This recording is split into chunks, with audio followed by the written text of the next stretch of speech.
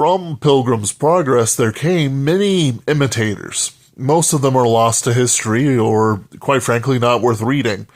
When I do find them, they're not that great. Even if they are rare manuscripts and have full of people who have good intentions, they don't have the same communicative power.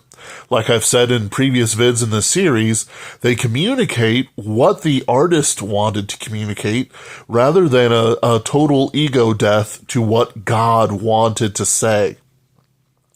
So while these things have great potential for somebody to learn something if they know nothing, for the experienced Christian, it's very dry territory. Back in the day, I had a magazine set called Highlights, and they had something in it called Goofus and Gallant. Goofus would do something bad, like he would spill things and not clean it up, but Gallant always, cleaned up after himself. It was very, like Virgin versus Chad, Giga Chad versus Wojak, the Wojak Goofus and the Giga Chad Gallant. Very much like that. It's the same sort of morality play. Just saying.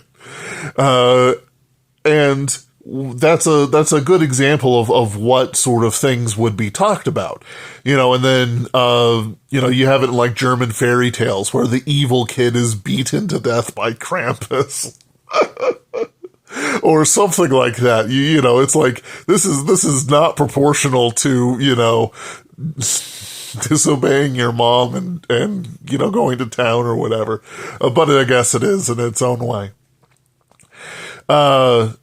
So in the more modern times, you have Goofus and Gallant and even the Giga Chads and the Wojaks. But also you have things that came out when I was a child, like Bible Man, and other shows like VeggieTales.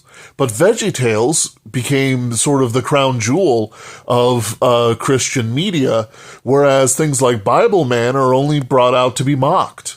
The big thing about it is that the lessons that were learned weren't set in some sort of natural setting of the Bible and Christian living in God, but rather it was set to imitate superheroes.